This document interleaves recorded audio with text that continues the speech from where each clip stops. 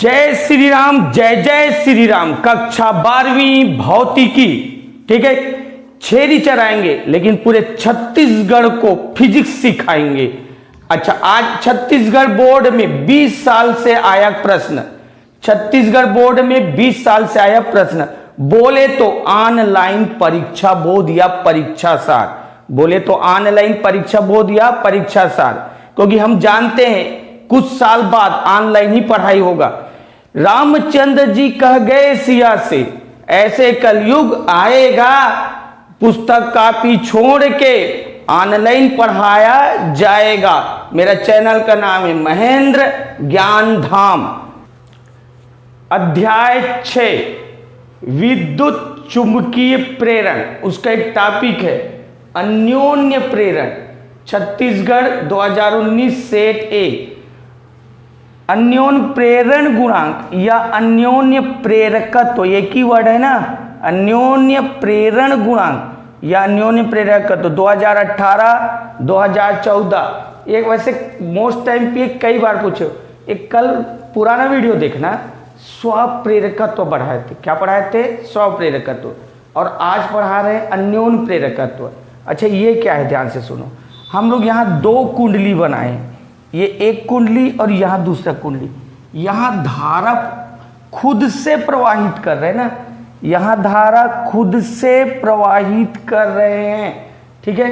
अच्छा, तुम लोग को पता है जब भी चालक तार में धारा प्रवाहित करते हो तो चारों ओर क्या उत्पन्न होता है? चुंबकीय क्षेत्र। ये देखो, ये चालक तार में धारा प्रवाहित करोगे तो चारों ओर चुंबकीय क्षेत्र।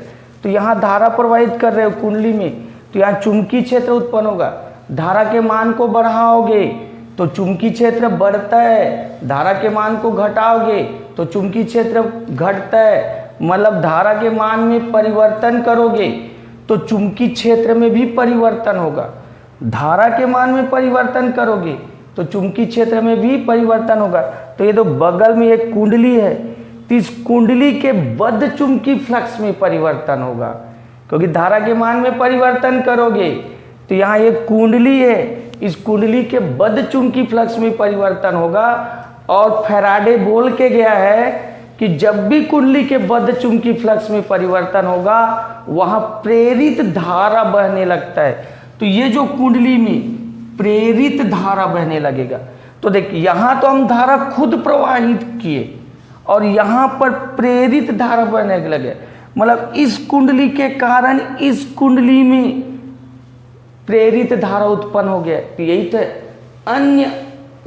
अन्योन्य प्रेरण कि एक जन के कारण दूसरे में प्रेरित धारा उत्पन्न हुआ। यही क्या है? अन्योन्य प्रेरण। एक बार कैसे लिखना है देखो, जब किसी कुंडली के धारा के मान में परिवर्तन किया जाता है, जब किसी कुंडली के धारा के मान में परिवर्तन किया जाता है तो पास स्थित दूसरी कुंडली के बद्ध चुंबकीय फ्लक्स में परिवर्तन होता है, तो उस कुंडली में प्रेरित धारा उत्पन्न होता है। इस घटना को अन्योन्य प्रेरण कहते हैं, इस घटना को अन्योन्य प्रेरण। अच्छा, उस दिन स्वप्रेरण पढ़े थे, इसी में एक और धारा उत्पन्न हो जाता था, इसी कुंडली में और धारा उत्पन्न होता है, वो स्वप्रेरण है। लेकिन इसमें परिवर्तन करो और दूसरे में उत्पन्न हो, वो अन्योन्य प्रेरण है। अच्छा, एक चीज और सुनो ना, जिसमें धारा प्रवाहित किया जाता है उसको प्राथमिक कुंडली कहते हैं। इसको क्या बोलते हैं? प्राथमिक कुंडली। और जहां प्रेरित धारा उत्पन्न होता है उसको द्वितीयक कुंडली। इसको क्या बोला जाता है? द्वितीयक कुंडली। हो गया, ये प्राथमिक कुंडली और ये द्वितीयक कुंडली। एक चीज ध्यान से सुनो, ये तुमको छोटे मोटे घटना लग रहा है, ये बहुत बड़ा घटना है, बहुत बड़ा घटना। इससे ट्रांसफार्मर आधारित है, ये ट्रांसफार्मर का सिद्धांत है, ये ट्रांसफार्मर का सिद्धांत। और ट्रांसफार्मर क्या है? पूरा विद्युत सप्लाई वही करता है। तो ये बहुत बड़ी घटना है।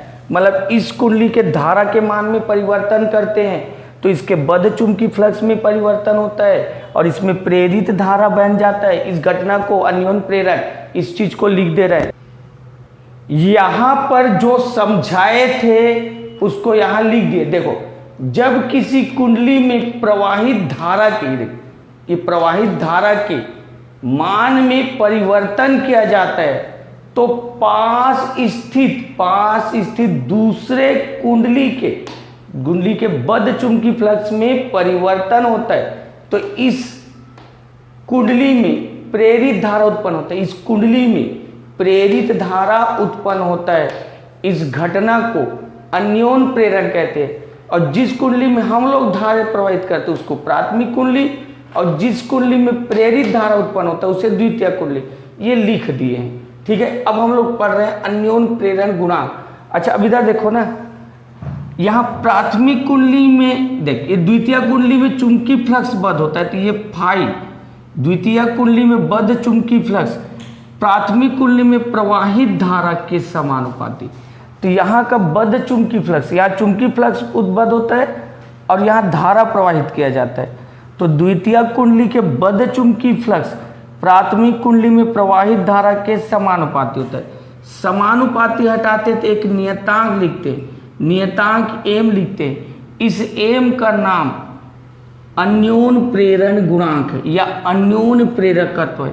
इस एम का नाम क्या है? अन्योन प्रेरण गुणांक या अन्योन प्रेरकत्व। ये जो है ना, ये फेरों की संख्या, कुंडली के आकार और चारों ओर के माध्यम पर निर्भर करता है। अन्योन प्रेरण गुणांक किस पर निर्भर करता है? फेरों की संख्या, कुंडली का आकार और चारों ओर के माध्यम। इस चीज को यहां लिख रहे हैं, देखो यहां लिख दिए हैं। देखो, द्वितीय कुंडली से बद्ध चुंबकीय फ्लक्स, ये जो है फाई, वो किससे? द्वितीय कुंडली से बद्ध चुंबकीय फ्लक्स फाई। और आई क्या है? प्राथमिक कुंडली में प्रवाहित धारा के समान होते। तो यहाँ का बद्ध चुंबकीय फ्लक्स यहाँ के धारा के समानुपाती होता है। अच्छा, फाई समानुपाती, ये फाई समानुपाती, बस याद रखना, ये द्वितीय कुंडली से बद्ध चुंबकीय फ्लक्स, ये प्राथमिक कुंडली में प्रवाहित धारा के समानुपाती है।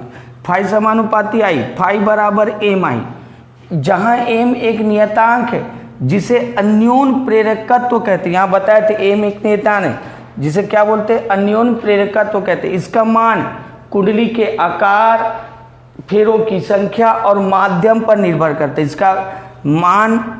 इसका मान कुंडली के आकार, फेरों की संख्या तथा माध्यम पर निर्भर करता है। परिभाषा दे रहे हैं, अगर आई को एक रखो, आई को एक रखो, तो यहाँ देखो आई को एक रखोगे तो फाई बराबर एम होगा। आई एक हो गया तो फाई बराबर एम, इधर देखो फाई बराबर एम, तो फाई बराबर एम लिख दिए। एम क्या चीज़ है? अन्योन प्रेरकत्व। एम क्या है? अन्योन प्रेरकत्व। और ये क्या है? द्वितीय कुंडली में बद्ध चुंबकीय फ्लक्स। तो अब ये परिभाषा दे रहे हैं एम का। एम क्या चीज़ है? अन्योन प्रेरकत्व। दो कुंडली का अन्योन प्रेरकत्व, दो कुंडली का अन्योन प्रेरकत्व, ये लिख दिए। दो कुंडली का अन्योन प्रेरण गुणांक, अन्योन प्रेरकत्व के और नाम क्या है? अन्योन प्रेरण गुणांक। तो बोल दे रहे दो कुंडली का अन्योन प्रेरण गुणांक द्वितीय कुंडली से बद्ध चुंबकीय फ्लक्स के बराबर है। देखो, द्वितीय कुंडली से बद्ध चुंबकीय फ्लक्स के बराबर है। जो धारा कहाँ प्रवाहित किया जाता है? प्राथमिक। जो प्राथमिक कुंडली में एकांक धारा को एक रखना है ना, तो प्राथमिक कुंडली में एकांक धारा प्रवाहित करने से उत्पन्न होता है। इसे किससे दर्शाते हैं? एम से दर्शाते हैं। इसका मात्रक हेनरी है, इसकी शॉर्ट ले लो। ये प्रश्न आया था 2023। ये वाला क्वेश्चन आया 2021 सेट। अब देख, ये तो अंतर है, छोटा क्वेश्चन है, लेकिन ये 4 नंबर का पूछा था। ये जो अनसीम पैसेज टाइप का क्वेश्चन है, ये वाला भी 2020 सेट में आया था। अच्छा, क्या देखो, पहला क्वेश्चन है स्वप्रेरण और अन्योन प्रेरण। स्वप्रेरण, अन्योन प्रेरण, अंतर लिखिए। 2023 में पूछा था। तो देखो, तुम स्वप्रेरण का परिभाषा तो रटोगे ही और अन्योन प्रेरण का भी परिभाषा रटोगे। तो एक अंतर परिभाषा में लिखना, दुनिया भर के नहीं। परिभाषा तो रटना अच्छा है, तो एक अंतर किस में लिख देना? परिभाषा में। स्वप्रेरण एक कुंडली, यहाँ एक कुंडली की आवश्यकता होती है, और अन्योन प्रेरण में दो कुंडली। तो एक अंतर तो यहाँ हुआ, एक कुंडली है, यहाँ दो कुंडली। अच्छा, यहाँ पर प्रेरित धारा जो होता है कुंडली के मुख्य धारा को सीधे प्रभावित करता है। प्रेरित धारा कुंडली के मुख्य धारा को सीधे प्रभावित करता है, और यहाँ पर सीधे प्रवाहित नहीं करता है। क्योंकि देख, ये एक कुंडली में धारा उत्पन्न होता है और दूसरे कुंडली में प्रेरित धारा। देख, एक कुंडली में धारा प्रवाहित करते हैं और दूसरे कुंडली में प्रेरित धारा, तो यहाँ नहीं करता, बस लिखना। अच्छा ये तो तुम्हारा सिंपल है, अंतर तुम रट लोगे। ये क्वेश्चन आया था, तो ये लेंज के नियम से पूरा कथन दिया था, और कथन देने के बाद यहाँ क्वेश्चन दिया था, ये क्वेश्चन दिया था। और लेंज का नियम तुम लोग जानते हो, पूरा लेंज के नियम को लिखा है, और यहाँ पर बस कथन लिखा। क्या लिखा है देखो, क्या लेंज का नियम ऊर्जा संरक्षण के नियम का पालन नहीं करता? जबकि हम लोग जानते हैं आईएमपी क्वेश्चन में ये लेंज का नियम ऊर्जा संरक्षण के नियम का पालन करता है। रेंज का नियम ऊर्जा संरक्षण के नियम का पालन करता है, यहाँ पर बोला नहीं करता है, तो तुम लोग लिखना है लेंज का नियम ऊर्जा संरक्षण के नियम का पालन करता है। अब दूसरा दिया है, प्रेरित धारा की दिशा को और किस नियम से ज्ञात कर सकते? लेंज का नियम जो आया था प्रेरित धारा की दिशा बताने के लिए आया था। लेंज का नियम किसके लिए आया था? प्रेरित धारा की दिशा। तो बोला इसके जगह कोई और नियम है क्या? हाँ है, फ्लेमिंग का दाएं हाथ का नियम, ये वाला फ्लेमिंग का दाएं हाथ का नियम, तो इसलिए लिख दिया। इसके जगह एक और नियम है, फ्लेमिंग के दाएं हाथ का नियम। आगे पूछे दैनिक जीवन में लेंज का नियम किस प्रकार उपयोगी है? दैनिक जीवन में लेंज के नियम किस प्रकार उपयोगी है? तो लेंज के नियम हमको ये बताता है कि कार्य करते रहना चाहिए, कार्य करते रहना चाहिए, चाहे वो कार्य ऋणात्मक ही क्यों ना हो, कार्य करते रहना चाहिए। कार्य क्या है? ऋणात्मक नहीं क्यों ही ना हो, क्योंकि ध्यान से सुनो ना, देख ये कुंडली है और ये चुंबक है। लेंज के नियम में पढ़ाए हैं, एक कुंडली है और ये चुंबक है। तो जब चुंबक को कुंडली की ओर ले जाते हैं तो दोनों के बीच प्रतिकर्षण बल कार्य करता है। दोनों के बीच क्या बल कार्य करता है? प्रतिकर्षण।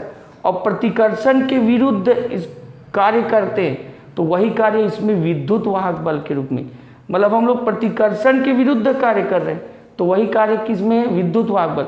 मतलब हम लोग ऋणात्मक कार्य कर रहे हैं तब भी कुंडली में एक विद्युत वाहक बल प्रॉफिट हुआ। ऋणात्मक कार्य किए फिर भी क्या हुआ? प्रॉफिट। इसीलिए हमको कार्य करते रहना चाहिए। तो ये हमारा दैनिक जीवन में है, लिख दिए, देख लेना। एक और क्वेश्चन आया था 2020 सेट ABC, 4 नंबर में आए थे ना, ये भी 4 नंबर। तो ये पूरा अंतिम पैसेज लिख दिया है। लास्ट हम यहाँ क्वेश्चन लिखे, प्रेरित विद्युत वाहक बल कब उत्पन्न होता है? प्रेरित विद्युत वाहक बल कब उत्पन्न? और इस चैप्टर में हम लोग पढ़े हैं जब भी कुंडली के बद्ध चुंबकीय फ्लक्स में परिवर्तन होता है प्रेरित विद्युत वाहक बल उत्पन्न होता है, या चालक में बद्ध चुंबकीय फ्लक्स में परिवर्तन होगा प्रेरित विद्युत वाहक बल उत्पन्न। तो ये आंसर लिख दिए, प्रेरित विद्युत वाहक बल कब उत्पन्न होता है? तो आंसर लिखे, चालक के बद्ध चुंबकीय फ्लक्स में परिवर्तन होने पर प्रेरित विद्युत वाहक बल उत्पन्न होता है। ठीक है, अब आगे एक और क्वेश्चन दिया है, प्रेरित विद्युत धारा की दिशा बताने वाले नियम का नाम एवं कथन लिए। तो प्रेरित धारा की दिशा बताने वाले नियम का नाम लेंज का नियम है, और इसका कथन तुम रट के लिख लेना। नियम का नाम क्या है? लेंज का नियम, और इसके कथन रट के लिख लेना।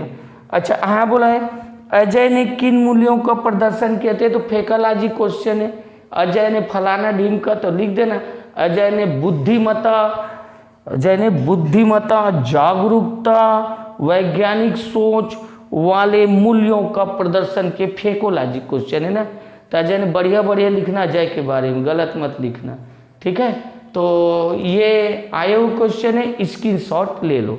अच्छा लगा मेरा ये चैनल सब्सक्राइब करें, बेल आइकन जरूर दबाइएगा। आप सभी को मेरी ढेर सारी शुभकामनाएं।